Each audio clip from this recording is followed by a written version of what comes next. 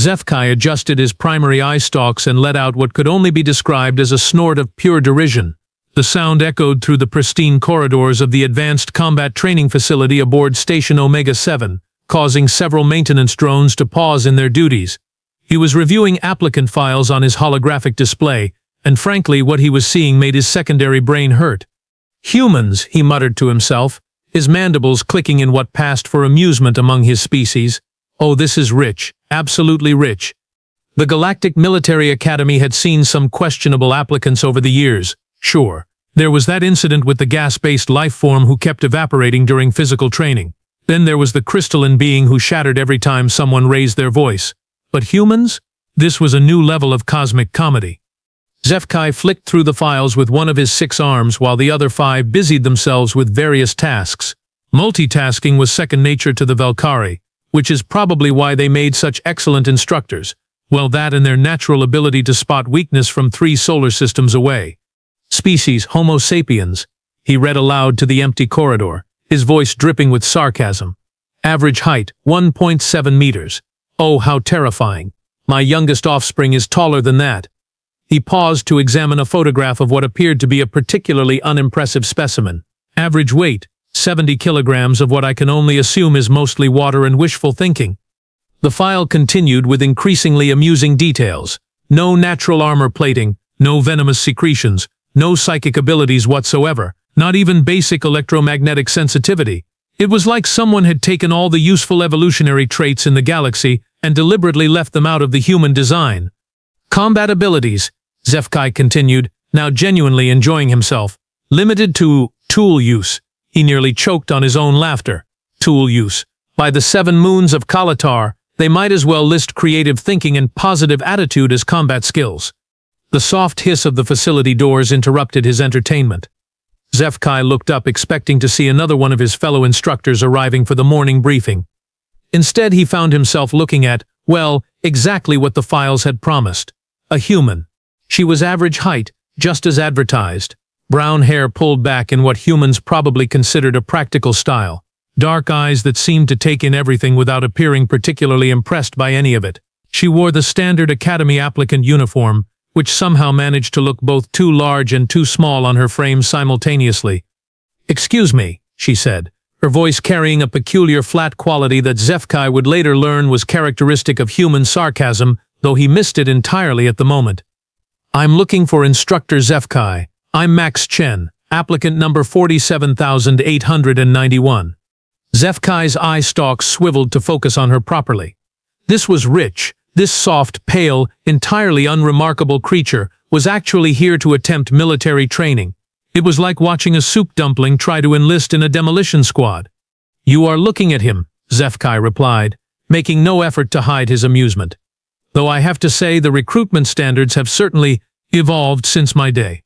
Max's expression didn't change, which Zeph'kai found oddly unsettling. Most species showed some reaction to his intimidating presence. Fear, respect, at least mild anxiety. This human just stood there like she was waiting for a delayed transport. "I'm sure they have," she said evenly. "Should I report to the training area, or would you prefer to finish reviewing my file first? I noticed you seemed pretty absorbed in it." There was something in her tone that made Zeph'kai's secondary brain twitch, but he couldn't quite identify what it was, probably just human nervousness manifesting in strange ways. Their psychology was notoriously unpredictable. "Oh, by all means," he said, gesturing grandly with 4 of his arms while keeping the file displayed with the other 2. "Let us proceed to the training facility. I am absolutely fascinated to see how a species with no natural weapons, no armor, and apparently no survival instincts managed to achieve space travel." Max nodded once, a gesture that somehow conveyed both acknowledgement and complete indifference to his opinion. "That makes 2 of us," she said, then added under her breath, "This should be educational." As they walked toward the main training arena, Zeph'kai continued his commentary. "You know, in all my years of instruction, I have trained Kandorian acid spitters, Thexni bone crushers, even a few Cylon mindbreakers. But I have never ever had the unique pleasure of training a species whose primary evolutionary advantage appears to be persistence." "Persistence," Max repeated, as if testing the word. "Interesting way to put it." "Oh, it gets better," Zeph'kai said, warming to his subject as they entered the vast training facility. The space was filled with various combat scenarios, training dummies, and enough advanced weaponry to level a small moon. According to your species profile, humans are primarily scavengers who happen to develop opposable thumbs. Your homeworld classification lists you as persistence hunters, which is apparently a polite way of saying you are too slow to catch anything but too stubborn to give up. Max paused to look around the facility, taking in the various alien cadets already engaged in morning training exercises. A group of Kandorians were dissolving practice targets with controlled acid bursts. Several Zeph'kai were reducing reinforced barriers to rubble with their bare claws. In the corner, a Cylon was making training equipment float through the air with pure thought. "Yep," she said finally, "that sounds about right." Zeph'kai felt a moment of confusion. Where was the indignation? The desperate attempt to prove him wrong? The wounded pride that drove most species to excel beyond their natural limitations? This human was just agreeing with him? It was almost disappointing. 20 minutes later, Zeph'kai had assembled his usual morning briefing in the Academy's main lecture hall. His assistant Blyktar, a nervous little creature who looked like someone had crossed a ferret with a calculator, was frantically organizing data tablets while trying not to drop them with his perpetually trembling hands. "Liked," Zeph'kai announced loudly enough for the entire hall to hear. "Today we have a special treat. We are going to conduct a comparative analysis of combat effectiveness across species. It should prove illuminating." The assembled alien cadets perked up with interest. Combat theory was always popular, especially when it involved ranking who could kill whom most efficiently. Max had taken a seat in the back row, apparently studying her fingernails with the sort of intense concentration usually reserved for quantum physics. "Let us begin with the obvious champions," Zeph'kai said, activating the holographic display. A towering Zeph'kai warrior materialized in 3 dimensions, complete with bone ridges that could punch through starship hull plating. The Zeph'kai. Natural weapons include retractable bone claws extending up to 30 centimeters, reinforced skeletal structure capable of withstanding plasma rifle impacts, and regenerative capabilities that make them virtually unstoppable in close combat. Several Zeph'kai cadets puffed up with pride, their bone ridges literally rattling with satisfaction. "Threat level," Zeph'kai continued with theatrical flair, "extreme, do not engage without heavy artillery support." The display shifted to show a Kandorian, their acid sacs visibly pulsing beneath translucent skin. The Kandorian species, Zeph'kai lectured, can produce and project concentrated acid capable of dissolving titanium steel alloy in under 15 seconds, range up to 50 meters. Additional defensive capabilities include acid-resistant hide and the ability to liquefy their own cellular structure to escape through spaces as small as 2 centimeters. A chorus of appreciative hissing came from the Kandorian section. Blyktar made a note to increase the ventilation in their quarters again. "Threat level, high, recommend long-range engagement only." Next came the Cylon, their oversized craniums glowing faintly with mental energy. "Ah, the Cylon," Zeph'kai said with genuine respect. "Telepathic capabilities including mind-reading, telekinetic manipulation of objects up to 2 tons, and the delightful ability to induce complete neural shutdown in most organic life forms. Some advanced individuals can even rewrite memories or implant suggestions." The Cylon cadets sat perfectly still, but somehow everyone in the room felt smugly judged. "Threat level, extreme. Approach only with full psionic shielding, and preferably a will already written." Blyktar was scribbling notes frantically, occasionally pausing to wipe nervous sweat from his fur. "Sir, should I prepare the comparative chart for the new species files?" "Oh yes," Zeph'kai said, his mandibles clicking with anticipation. "Let us examine our newest additions to the Academy roster." The hologram flickered and displayed a human figure. The silence in the room was profound. Someone in the Kandorian section actually snorted, which came out as a small puff of mildly corrosive vapor. "Behold," Zeph'kai announced, "Homo sapiens, average height 1.7 meters, average weight 70 kilograms, natural weapons," he paused for dramatic effect. "None detected." The room erupted in chuckles, clicks, and various species-specific sounds of amusement. Blyktar looked up from his notes, confused. "Sir, surely there must be something? Even the fluffy and cotton balls have those adorable little poisonous quills." "Nothing," Zeph'kai confirmed, clearly enjoying himself. "No claws, no fangs, no acid production, no venom, no psychic abilities, no electromagnetic manipulation, no shape-shifting, no natural armor. They cannot even see properly in low light conditions. From the back row came a distinctly human voice. Hey, we can see fine. We just prefer not to bump into things in the dark like some people. Zeph'kai's eye stalks swiveled toward Max, but she was still examining her fingernails as if the conversation had nothing to do with her. The human skeletal structure, he continued, is primarily calcium carbonate. Calcium carbonate. The same substance found in decorative shells and cheap jewelry. Their skin provides no protection whatsoever against even mild environmental hazards. Although, Max interjected quietly, it does come in a variety of attractive colors and tans nicely. Several alien cadets turned to stare at her, unsure whether she was being serious or not. Humans, it seemed, were difficult to read. Bliktar consulted his tablet nervously. What threat level should I assign, sir? Zeph'kai spread all 6 arms wide in a gesture of theatrical helplessness. Negligible. Actually, let us create a new category. Threat level. Tourist. Handle with care to avoid accidental damage. The laughter that followed was loud enough to rattle the facility's artificial gravity generators. In the HFY section, someone had started a betting pool on how long the human would last in basic training. The odds were not favorable. 1 solar cycle, rumbled a massive HFY named Korth. I give her 1 cycle before she requests transfer to the Academy's botanical division. Too generous, clicked a Kandorian. Half a cycle. Humans apparently bruise easily.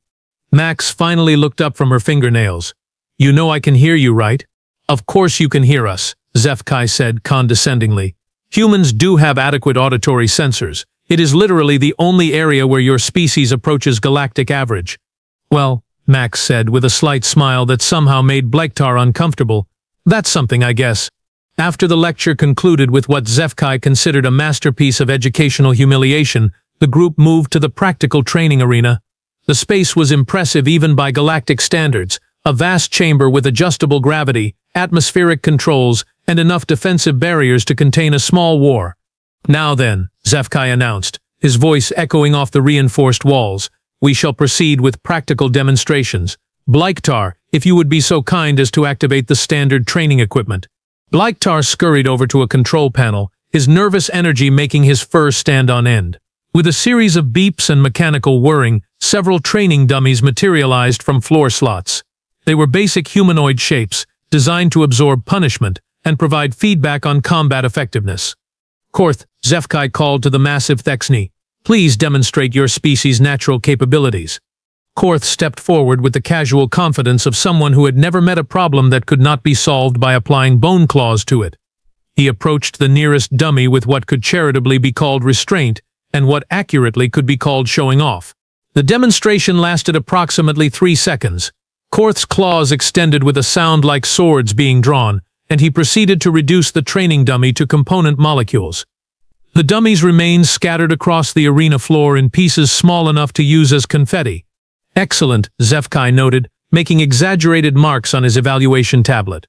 Threat eliminated. Structural integrity compromised. Total time, 3.2 seconds. Well within acceptable parameters. Next up was a Kandorian named Sasakiti, who approached her assigned dummy with the sort of predatory grace that made other species instinctively check their life insurance policies. Observe, Zeph'kai commented, the Kandorian approach to conflict resolution. Sabalki tilted her head, aimed with the precision of a military sniper, and released a controlled burst of acid. The dummy did not so much get destroyed as it got converted into a small pile of smoking organic compounds. The smell was educational. 4.1 seconds, Zeph'kai announced. Slightly slower than the HFY approach, but considerably more thorough. Note how the target has been reduced to its constituent elements. The Cylon representative, a dignified individual named Mindar, simply looked at his assigned dummy with mild concentration. The dummy promptly folded itself into geometric patterns that defied several laws of physics before politely ceasing to exist. 2.8 seconds, Zeph'kai said with genuine admiration. And no messy cleanup required. The efficiency is simply beautiful.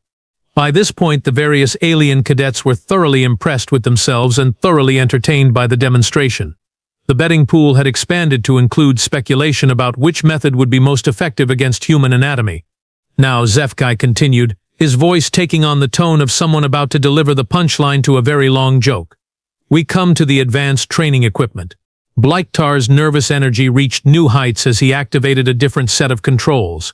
From the center of the arena floor, a platform rose carrying what could only be described as a mechanical nightmare. "Behold," Zeph'kai announced with the pride of someone showing off their favorite child, the Mark-XII Combat Training Drone. The machine was roughly humanoid in shape, but that was where any resemblance to friendly biology ended. It stood 3 meters tall, constructed from titanium steel alloy that gleamed under the arena lights. Military-grade shielding flickered around its frame like a protective aurora. Specifications, Zeph'kai continued, consulting his notes with theatrical precision. Titanium steel composite armor, capable of withstanding direct hits from military-grade plasma cannons. Adaptive defensive systems, emergency containment protocols, and enough processing power to calculate the trajectory of a comet while simultaneously composing poetry. The drone stood motionless, but somehow managed to project an aura of barely contained violence. Its optical sensors glowed with a soft red light that suggested it was ready to turn anything in its vicinity into a physics problem. This particular unit, Zeph'kai explained, has been tested against every known species in the galactic military database. The Thexni bone claws? Deflected. Kandorian acid? Neutralized by reactive coating. Cylon mental attacks? Completely ineffective against artificial intelligence. Several cadets took an involuntary step backward. The Mark II was clearly not designed for entertainment purposes. The drone's purpose, Zeph'kai continued, is to provide realistic combat training for species capable of engaging military-grade equipment in actual warfare. It has never, in 15 years of operation, been defeated by biological means alone. Bliktar was consulting his tablet frantically. "Sir, according to regulations, we should probably start the human candidate with basic training dummies, like the others used. The Mark II is rated for advanced combat species only." "Oh, absolutely," Zeph'kai agreed, his mandibles clicking with satisfaction. "We would not want to damage our precious human applicant with equipment designed for actual warriors." From the back of the group came Max's voice, casual as someone ordering lunch. "Actually, I would not mind giving it a try." The arena fell silent except for the soft humming of the drone's power systems. Zeph'kai's eye stalks swiveled to focus on Max with the sort of intense attention usually reserved for impending natural disasters. "I beg your pardon?" he said, certain he had misheard. "The robot," Max clarified, pointing at the Mark II with one finger. "I would like to try it." The silence stretched long enough for several alien cadets to exchange looks of pure disbelief. Someone in the Thexni section made a sound that might have been choking or laughing. It was hard to tell. "My dear human," Zeph'kai said slowly, "I do not think you understand the situation. This training drone has withstood attacks from species with natural weapons that could level city blocks. You possess no natural weapons whatsoever." Max shrugged, a gesture that somehow conveyed both understanding and complete indifference to the problem. "I know. Should be interesting." Bliktar looked like he was about to have a nervous breakdown. "Sir, the insurance forms alone would take weeks to process. And the safety protocols clearly state that species classified as threat level negligible should not engage with Class 7 combat equipment." "She is absolutely right, of course," Zeph'kai said, then paused as a wonderfully cruel idea occurred to him. "On the other hand, this could serve as an excellent educational opportunity, a practical demonstration of why proper threat assessment is so crucial to military planning." The betting pool immediately exploded with new activity. The odds on Max lasting more than 10 seconds were so long that several cadets were mortgaging their future earnings to place bets. "Very well," Zeph'kai announced. "Let us see what happens when unstoppable force meets entirely movable object." Max stepped forward with the same casual confidence she might display while walking to a vending machine. No dramatic preparation, no intimidating postures, no battle cries that would make poets weep. She simply walked across the arena floor like she was heading to a particularly boring appointment. The Mark II's sensors tracked her movement, its optical array glowing brighter as combat protocols engaged. Defensive systems hummed to life, and the titanium steel plating seemed to shimmer with anticipation. "Bliktar," Zeph'kai whispered, "are you recording this? I want to preserve this moment for future educational purposes." "Already recording, sir," Bliktar replied, though his voice carried the sort of nervous energy usually associated with impending disasters. "Should I prepare the medical bay?" "Oh, absolutely. Although I suspect the drone's automated systems will shut down the moment they detect how completely outclassed our human friend is going to be." The other alien cadets had formed a semicircle around the arena, maintaining what they considered a safe distance.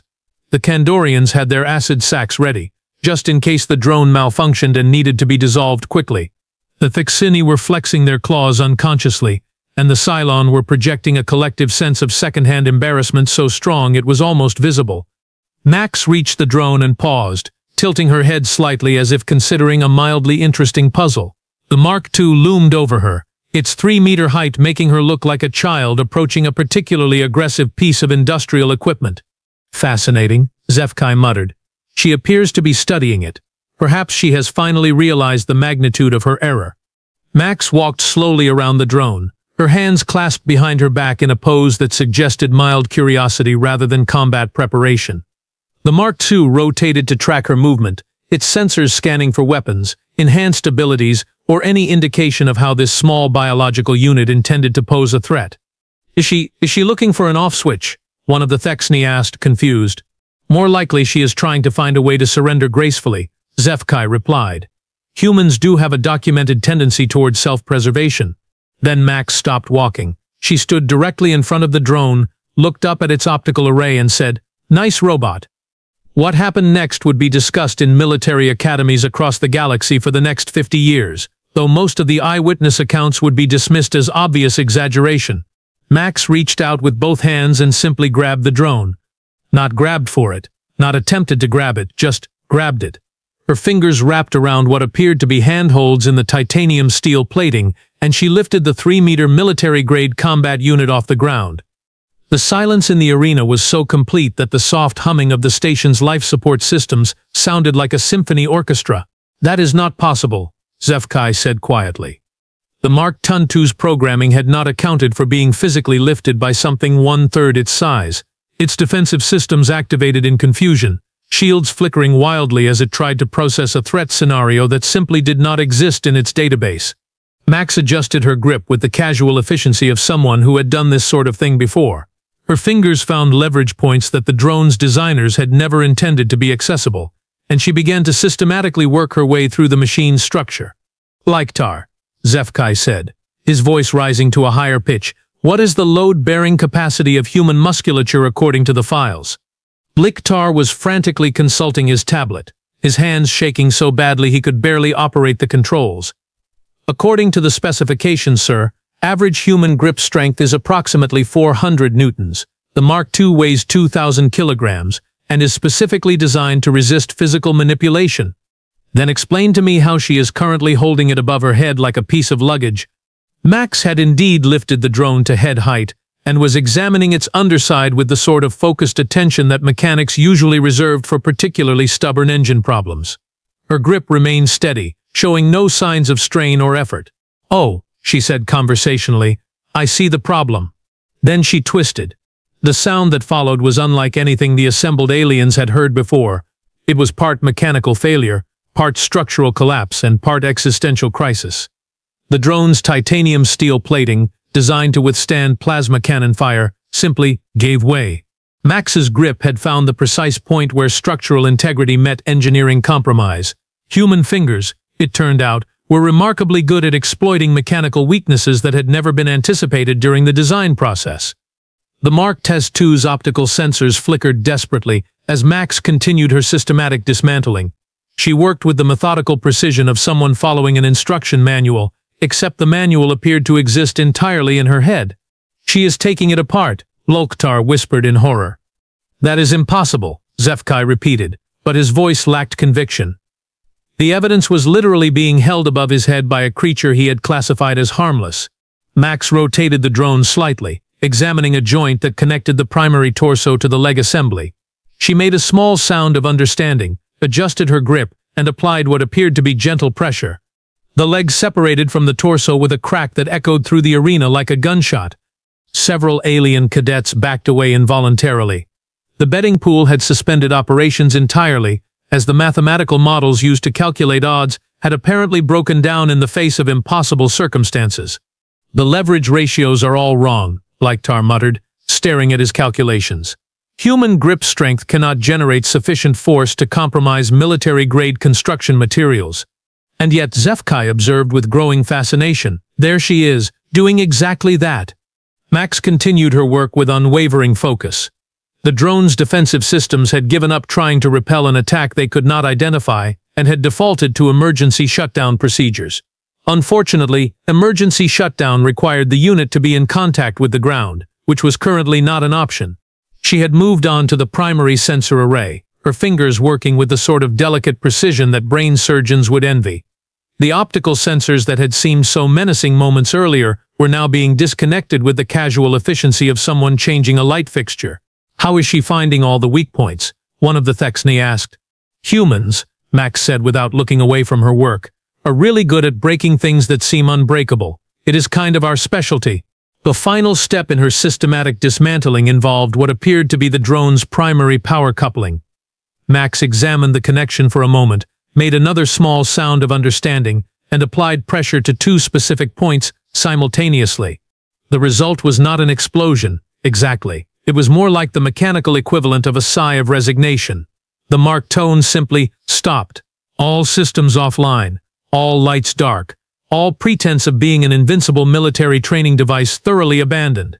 Max set the remains of the drone gently on the arena floor, where they settled with the sort of defeated clatter that expensive equipment makes when it has been comprehensively defeated by something it was specifically designed to resist. She dusted off her hands and looked around at the assembled aliens with mild curiosity, as if wondering why everyone seemed so surprised. So, she said conversationally, what's next? The silence that followed was the sort of profound quiet usually reserved for funeral services or the moment after someone accidentally launches a moon into a neighboring solar system. Every alien in the training facility stood frozen, their various sensory organs locked onto the scattered remains of what had been, until approximately 3 minutes ago, the most advanced training equipment in the galactic military. Zeph'kai's eye stalks were twitching in a pattern that Bliktar recognized as the early stages of complete psychological breakdown. His mandibles clicked rapidly, while his 6 arms gestured at nothing in particular, as if trying to make sense of a universe that had suddenly stopped following the rules. That, he said slowly, was a Mark-II Combat Training Drone. Yes, it was, Max agreed pleasantly. Nice construction, though the power coupling design had some obvious vulnerabilities. Probably could have reinforced the joint connections too. Obvious, Zeph'kai repeated, the word coming out as barely a whisper. Oh sure, Max continued, apparently oblivious to the existential crisis she had triggered. I mean, once you understand the basic engineering principles, it becomes pretty clear where the stress points are going to develop. Simple physics, really. Bliktar was staring at his tablet as if it had personally betrayed him. The device's screen was flashing error messages as its computational systems struggled to reconcile the recorded data with known physical laws. Sir, he said weakly, the sensor readings do not make sense. According to our instruments, the human subject generated approximately 12,000 newtons of grip strength. That is physically impossible for a biological system of her mass and configuration. 12,000, Max mused. Huh, I was not really trying very hard. That statement caused several Kandorians to involuntarily release small puffs of nervous acid vapor, which meant the ventilation system immediately kicked into overdrive with a sound like mechanical panic. Not trying hard, Zeph'kai echoed, his voice climbing toward hysteria. You destroyed military-grade equipment without trying hard. Well, Max said, settling into what appeared to be a teaching mode, humans are kind of specialized for problem-solving. See, we are not really built for direct confrontation like some species. She nodded politely toward the Zeph'kai, who shuffled their claws uncomfortably. We are more about finding creative solutions to seemingly impossible problems. She gestured toward the drone remnants with casual pride. Like, that robot was designed to resist conventional attacks, right? Claws, acid, energy weapons, that sort of thing. But it was not really designed to resist someone who could figure out exactly how it was put together and just take it apart. Take it apart, Zeph'kai repeated numbly. Tool use, Max continued cheerfully. That is what your files called it, right? Humans use tools. Well, sometimes the tool is a hammer, sometimes it is a lever, and sometimes it is just understanding that every machine has parts that need to stay connected to keep working. Korth, the massive Zeph'kai, spoke up with the sort of careful respect usually reserved for discussing unstable explosives. But the grip strength measurements, how did you generate that much force? Max shrugged. Leverage mostly. Plus, human hands are really good at finding grip points. We evolved to hang from tree branches and use complex tools, so our fingers are basically precision instruments for applying force exactly where it needs to go. Precision instruments, Blaiktar muttered, making notes frantically. Oh, and endurance, Max added as an afterthought. Humans are really good at just keeping going. Most species fight in short bursts, right? Quick and decisive, but humans can maintain effort for hours if necessary. Days even, if the situation calls for it. The implications of that statement settled over the assembled aliens like a cold fog of realization. A species that could maintain combat effectiveness for days at a time was not something their military doctrine had prepared them for. Adaptability, Max continued, apparently enjoying the impromptu lecture. That is probably the big one. We are not specialized for any particular environment or combat situation, which means we can adjust to pretty much anything. Desert, Arctic, underwater, zero gravity, whatever. Give us a few hours to figure out the local conditions and we will find a way to not just survive but thrive. Zeph'kai's worldview was not just cracking, it was performing a controlled demolition of itself. Everything he had believed about combat effectiveness, natural weapons, and species classification was currently being revised at a rate that threatened to overload his secondary brain. I need to make some calls, he said weakly. 20 minutes later, the training facility had been cleared except for Max, who was examining the drone remnants with professional interest, and a hastily assembled group of Academy officials who had arrived with the sort of urgency usually reserved for alien invasions or cafeteria food poisoning. Admiral Kor, a distinguished Velkari with enough decorations on his uniform to fund a small war, was reviewing the sensor data with the expression of someone who had just discovered that mathematics was apparently optional. Let me understand this correctly, he said to Zeph'kai. A single human candidate destroyed a Mark-XII training drone using only biological capabilities. Yes, sir. A drone specifically designed to withstand attacks from every known military species in the database. Yes, sir. And she did this without apparent effort or strain. She said she was not really trying, sir. Admiral Kor looked across the facility at Max, who had apparently found some sort of interesting component in the drone wreckage and was examining it with the focused attention of a research scientist. How exactly, the Admiral asked carefully, did we classify this species as threat level negligible? Zeph'kai consulted his notes with trembling hands. No natural weapons detected, sir. No armor plating, no energy projection capabilities, no psychic abilities. And yet she just dismantled our most advanced training equipment like it was a child's toy. Yes, sir. Admiral Kor made a series of rapid notes on his command tablet, then looked up with the sort of grim determination that had made him one of the most respected military leaders in the galaxy. Effective immediately, he announced. Human threat classification is upgraded to handle with extreme caution. All human applicants are to be treated as potential strategic assets rather than training curiosities. He paused, watching as Max successfully identified and removed what appeared to be the drone's backup power cell. And someone, he added quietly, please make sure our weapons lockers have better security systems, just in case. 3 weeks later, Zeph'kai had developed what could charitably be called a healthy respect for human capabilities, and what accurately could be called a comprehensive anxiety disorder. He sat in his office updating the human species files with the sort of meticulous attention to detail usually reserved for defusing explosive devices. The threat classification had been upgraded twice more since the original incident, and was currently listed as approach with caution, maintain safe distance, do not corner.